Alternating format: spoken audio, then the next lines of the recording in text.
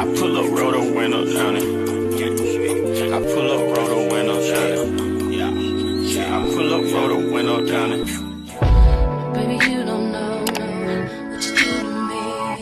Between me and you, I feel like chemistry. I won't let no one come and take your place. Cause the love you give, you can't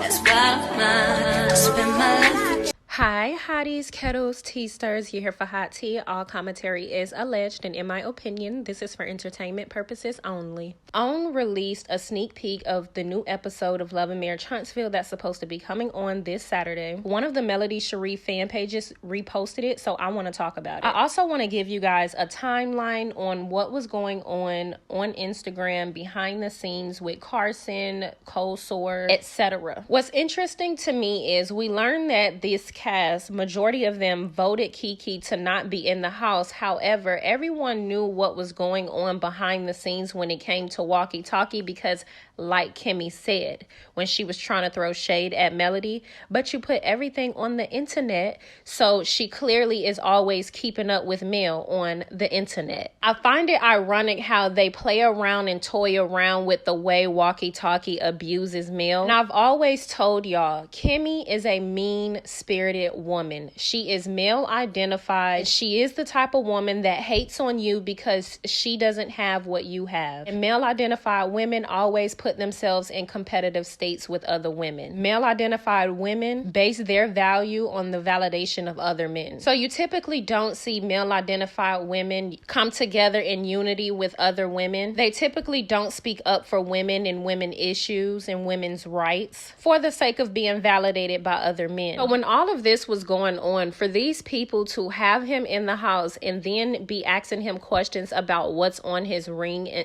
finger instead of ignoring him really aggravated me watching it. But also something that I thought was so triggering is watching how Kimmi became disappointed in the fact that they weren't going to berate Mel at the table. Now, this is just my opinion, and I know that might seem like a reach, but just pay attention to what I've been saying if you've been following my theory on Kimmi and male identified women. And I know there are a lot of you that are new to the channel, so if you are not up on game when it comes to this topic, try to save your comments when it comes to this. But I don't mind if you comment on everything else, of course. But I do recommend you guys scroll down my YouTube channel and find the videos and just binge some of the content so you understand what I'm getting at, because I don't really want to go back. We got a lot to talk about. Let's get into it. Don't forget to like, subscribe, comment, hit the post notification bell so you guys are up to date each and every time that I upload. I'm going to give you guys a complete and whole timeline and debunkture once we get to the end of the reunion. But as we watch the episodes, I'm going to try to put a timeline on everything that was going on. So definitely help me in the comment section if I get something wrong. And I'm going to piece the timeline of the behind the scenes and what was going on the show all together later on. But for now, just so you guys understand, I'm going to speed through everything. Just try to keep up, and if you can't, scroll down my channel during the dates that I say and see if you can find the content that I was releasing at that time. I have a lot to say about this. One, I'm so annoyed that Nell even brought it up, and I'm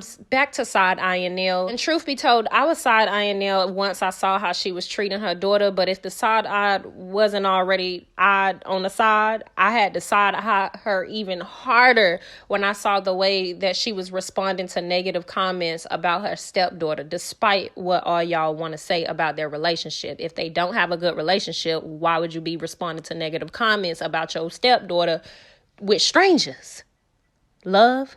As the matriarch of the family, I was being petty productive, but look, let's not go there. I'm going to be digging in a piece of everybody's ass in this video, so hang in there with me. So I might not be completely accurate on the dates, but it was in this time frame. So I'm not completely accurate, or I may be accurate on the dates. I'm not saying that, but it's literally in this time frame. Around or on May 15th, Carlos and Mel's baby mama released an interview, and in this interview, Walkie Talkie was telling lies per usual, but he was speaking about how Mel ignores him, but they're friends, but she ignores them around people, basically trying to play it off as if him and Mel have a good relationship. And this is important because we know that prior to them taking that trip, he served her papers to take her to court for full custody of her children. And so, of course, this interview was taken months after all of that stuff happened. Now, fast forward, clips of Carson kept popping up on Love and Marriage Huntsville. So somebody got in the comments and asked, are you friends with Mel's baby mama? Carson knew this would be an issue because people was buzzing about it, so she went ahead and answered the question. We later find out that that was a fake page of Mel's baby mama in Cold Sore, and they were trying to throw Carson under the bus because she made it on the show before Cold Sore. Millimeters was giving Carson a business and really pressuring her, so she eventually ended up going live and explaining to us who she was and how she knew of Slarion and why her and Slarion stopped being friends. And so this was on or around May 17th. I'm not going to read the paragraph right here. You guys can pause and read. When I do the entire breakdown, I'll read the paragraph. But for now, we got to speed through. This is not about this right now. Well, technically it is, but not the depths, just the timeline. Then the next day, May 18th, Mel had went live and basically confirmed everything that Carson had said. And the Millimeters were pissed because it was around the time she did the lunch with Jay Bolin. So after Mel went live, Carson also went live basically to explain her case and why she exposed it the way that she did, because y'all were on her ass. And after Carson made that live, which too was on May the 18th, after Mel did her live, Cold Sore on Your Lip popped out on or around May 20th and posted this on her story, basically claiming that Carson is delusional and she didn't know anything that Carson was talking about, which of course we know now is a lie. I hope y'all keep it up. The next day after Cold Sore on Your Lip posted that bullshit story, everybody gave her a lot of smoke because we knew it was a lie, so she went live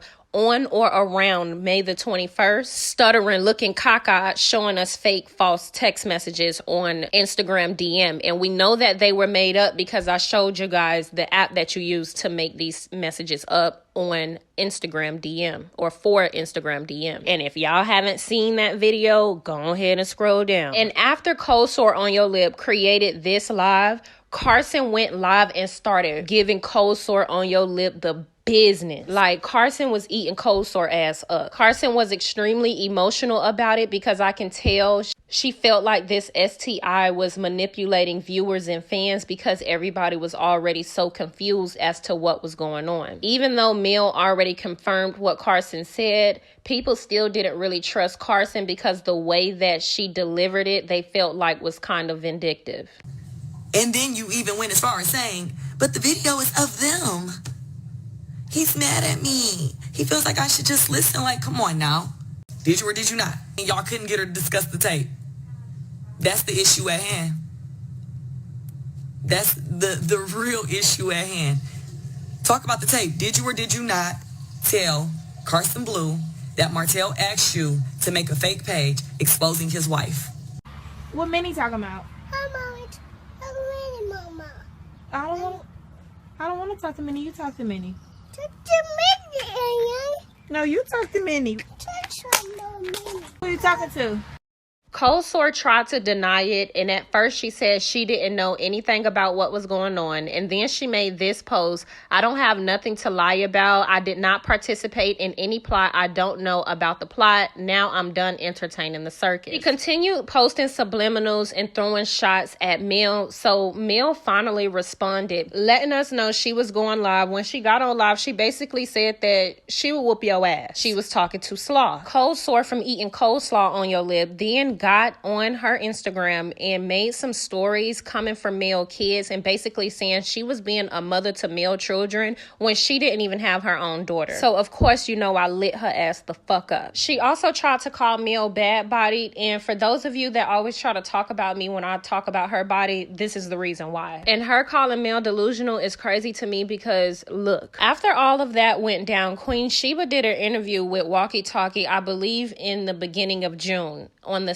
2nd or at the end of May, where he basically revealed that he in fact did everything that Mel said he did. July 1st or 2nd, Original Straight Big Throat Bad Breath had released the proof audio of Cold Sore on Your Lip, basically revealing that she knew about the tape. Walkie Talkie, Mel's baby mama, told her about it and wanted her to release it, basically confirming everything that Carson said. And in one of those recordings, she was seemingly threatening Carson, basically saying that Carson would get, like illed. So Carson DM'd Mel's baby mama and Cold Sore on Your Lip, basically letting them know, if anything happened to me, it's up. I'm calling my lawyer. And Carson also made a post letting it be known that she was calling her lawyer for defamation because she wanted to sue Cold Sore on Your Lip. So between July the 10th and July the 15th, this picked back up again. Cold Sore on Your Lip made a video basically trying to say that she scammed or finessed a blogger, talking about Original Straight Big Fat Throat. So while Cold Sore on Your Lip was on live trying to debunk this in July the 14th or the 15th or the 13th, 14th, 15th, Walkie Talkie was in Houston with that ring on his finger taunting Mel. And as far as the timeline, if it's not on that date, it's around that date. So if you want to get in the comment section and give the exact date, totally understand. And let's just add, while all of this was going on online, and while Walkie Talkie, Mel's baby mama, was in Houston trying to taunt her with this ring, over back in Hillbilly Haterland, the 3 Bessemer Bisons were on live laughing at what was going on and basically stating, oh, well, you shouldn't be making a tape. That's what she get, this and that. And although Dusty Dan didn't say these words, she was still kiki and cackling around the bunch that were saying these nasty things. So I just thought I'd throw this in there while everything is going on with Dusty Dan, because we'll talk about the Love and Marriage Huntsville producer stealing her man in another video. But Dusty Dan, I'm gonna need for you to understand, we will never forget your best moment on TV. While you were smiling and laughing at another woman's pain, karma was writing its book. Damn, y'all, stop DMing me for a second. What's going on with that ring you got on your hand now? Is that your old wedding band? So in today's episode, I need you guys to pay attention to Kimmi. We're gonna double back on this scene when the episode comes out on Saturday, but for now, when it comes to this sneak peek, let's pay attention to Kimmi. Here, before they started asking about the wedding ring, pay attention. She's seemingly uninterested in everything that's going on. Kind of just there vibing. She seemingly doesn't really pay attention until Letitia says something about Walkie Talkie, Mel's baby mama wedding band. Because anytime we talk about Mel's baby mama, her eyes get big. What's going on with that ring you got on your hand now? Is that your old wedding band? Where'd you get the ring from, sir? Just answer the question, Martell. Where you said you were gonna be. Well, I'm not gonna do what you did. No, I'm not gonna lose that one. Sidebar, notice how anybody try to hold Mel's baby mama accountable, he tries to throw you under the bus immediately. Peep how he said, well, we're not going to speak on what you did. He does that a lot. No, it's mine. It's yours. Who gave it to you? Is that his old wedding band? I haven't looked down now. Did you find your libido? Did Angry Balls Cancer Hunter hang up them pictures? What do the office look like where you had treatment? Why didn't she ask Mel's baby mama? For thinking, that's all. What do you mean when you said wishful thinking? So you thinking Mel gonna take your ass Hey, down? guys. What is that? Where you get that ring Hey, from?